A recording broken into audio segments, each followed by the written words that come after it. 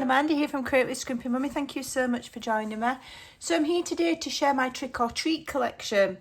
Now, I wanted to do a Halloween collection, but I didn't want it to be gothic, I didn't want it to be grungy, I didn't want it to be traditional, what you see a lot of collections made like, you know, old and a little bit scary, and it's not what Halloween's about for me. For me, Halloween is about trick-or-treating, the children dressing up, having fun, you know, and the cute side of it. So that's what I wanted this collection to represent, the cute side of it. So it's completely and utterly different to most collections you'll see regarding Halloween. Totally different to anything I've made before. I wanted it to be fun and vibrant. And my idea is this collection will enable you to make a journal or a folio or a mini album. The way I've done the pages, you could do any of those three projects, okay? And I'm going to be doing some sort of folio. We'll come back and share with you.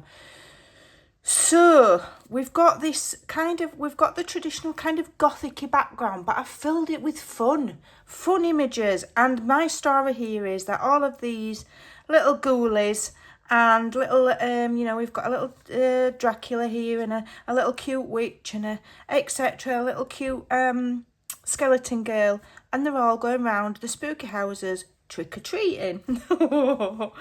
And we've got these lovely, fun, whimsical houses, and how absolutely cute. Now, I've printed this collection on matte photo paper.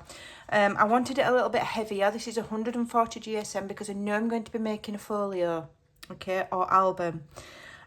So the colours are absolutely stunning. It's like scrapbooking paper quality in the colours.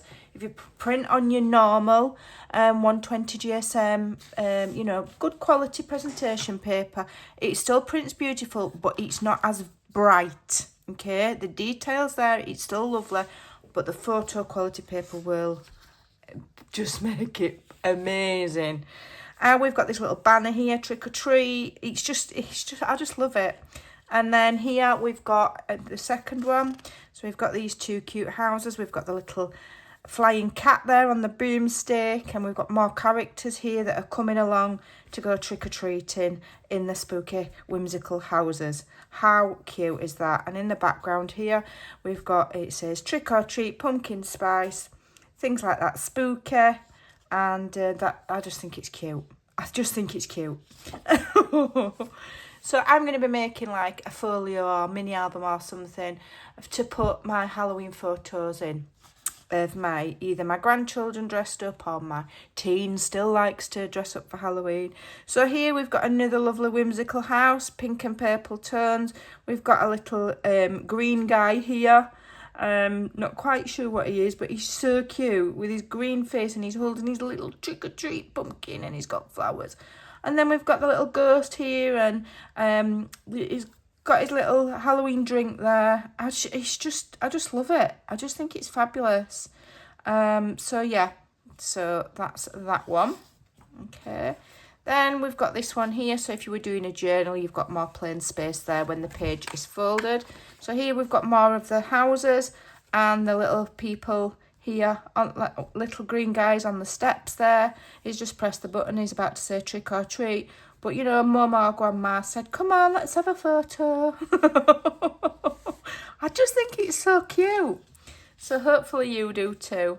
And then here I just did a sheet with the little whimsical houses. I just thought you could cut it up into little journaling cards, or if you're doing a mini album, you can cut it in half and use that on flaps, etc. I just thought it was versatile. You can even just have it as a journal page, or that could be a journal cover. It's just something different and fun. You know, it's not that I get bored, it's just I just like to see different things. I think we can all fall into the trap of doing the same old types of journals, you know, vintage or whatever, grungy, and I just think, you know, now and again, let's just have a little bit of fun, and that's what this collection is. So then we've got some journal pages, lovely bright bold colours, still a little bit of grunge, a little bit of gothic, but it's kind of like I've made it fun. And we've got these cute pumpkins. How cute are they? They're absolutely adorable. I love them. just running along the bottom there. And then here we've got the black cat, absolutely cute as buttons, cute as buttons. And then this one we've got the little witch, and you can see all the moonlight shining on the on her hat, and this pumpkin here really looks like it's lit up. It's just, I just love it. I had awesome fun making this collection.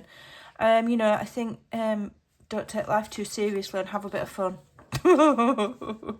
That's what I would tell myself. So here we've got the little haunted houses, but they're cute. So that it's not dark and it's not, you know, a little bit, you know, Halloween. Some things can, to me, are a little bit too much. This is focusing on the cute. On the cute. And we've just got a plain journal page there. You can print on the back of all of these if you want to make a journal. Then obviously I always do background pages, and I do love the spotty dotties. I can't get enough of them. So we've got one in the purple. Okay. Then we've got the, that's the background underneath. This is the well, it's there's like 1, 2, 3. There's still like 4 or 5 layers there, but this is the base to the main pages without the images on. Even though there's still like 4 or 5 layers on there, as well as the images. But I just thought that was really, really pretty and really lovely. Then we've got some ghosties, just black and white. I just thought if you're making an album or you want just to, you know, just trim bits of it or make pockets, I just thought it was fun. And again, it's the cute side rather than the scary side. Then we've got some zigzags, bright, almost makes your eyes go funny, purple, black, your Halloween colours.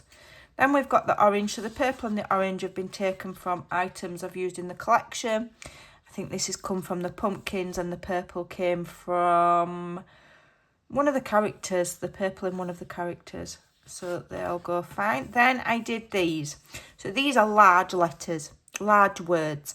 So my idea is you can fussy cut them out, and if you're doing, you know, a journal or an album or whatever, you've got big words to add on to pockets or flips as fun, rather than little sentiments to add to clusters. These are fun words.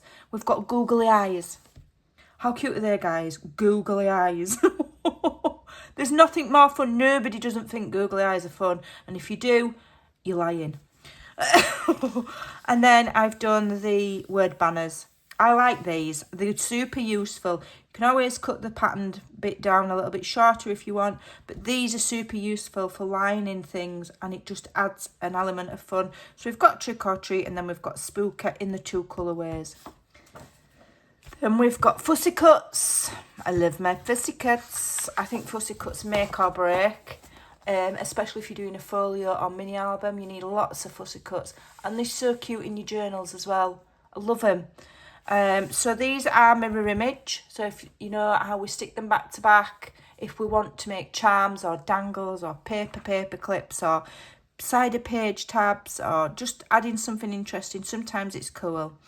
And then we've got those two are back mirror image. Those are mirror image. This is on its own.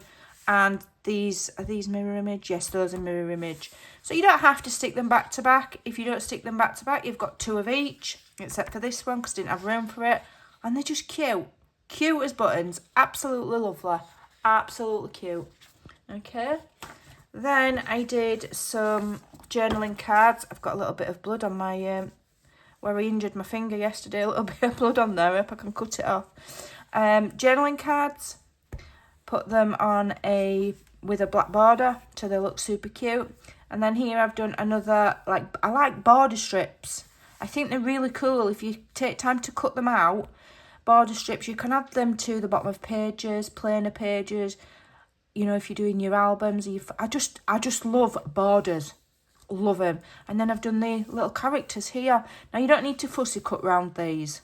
Okay, that is a bit intricate. What I'd do is I'd just get my trimmer and I'd just cut a straight line across there. Okay, and then I might back them on one of the spotty, you know, cut a wider strip and put one of the spotty papers or background papers behind. But these are, you know, they're quite large, so you can easily fussy cut those. It's just cute, just cute. Okay, I don't know how I'm going to cut anything with my finger. I trapped it in the back door. You know when you shut a door, but you forget to take your hand out? It was one of them. So then here I've made some tags. Okay, I've been experimenting and trying to make more detail on my tags. So these are layered up. Each layer has got a distressed edge, and then there's some stitching. Cute, cute, cute. And then these little bows here, I checked the size of them, and if you fussy cut those out, okay, they will go on the top of the tags here, and it looks so cute. But I didn't want to actually attach them to there and make it so that you had no choice but to use them, if you know what I mean. So that's what I made these for, to go on the top of the tags, you know, instead of the normal tab that we normally use. I don't have any to hand, but you know what I mean, the whale tail tab type thing. I just thought they were cute. I just love them. Then I just did these two. I've done one in each colourway. So these are windowed envelopes. You could, if you've got some circle dies, you can cut that out. You can cut it out easily with your scissors. I've done it before, it's easier. You can stick some acetate, or I've got what I call overhead projector film. It's a little bit thinner than acetate. I've got some of that. Window sheet. Transparency film it's called. I'll stick some of that in, and I thought these could either go in your journal, or you could pretty them up with some of the embellishments in the collection, and they could be like little treat bags maybe, depending on how much you can get in. But you'd get a chocolate bar and a couple of candies in there, or you know, use them as an envelope and put your tags and your journaling cards, etc. in. So that's my trick or treat collection. I hope you like it. I know it's totally and utterly different to what we normally make as journal makers. You know, round and about on the journal making scene, it's all, you know, like this. This is the back. I've been economising with my photo paper, you know, and this is something a bit different. But, you know, let's have some fun. And let's create some cute, almost whimsical. I don't know if this is whimsical. I'm not quite sure if it comes under whimsical. I think the houses definitely do. But what fun. So I'll leave a link in the description box below to where you can purchase this. It will be for sale in my shop. Okay. And also my Ko-fi members will get it free. There's 21 pages. Okay, my Ko-fi members will get it free, and there will be a project coming up with full tutorials of me using this beautiful paper. So keep an eye out, and I'll see you in the next video. Bye for now.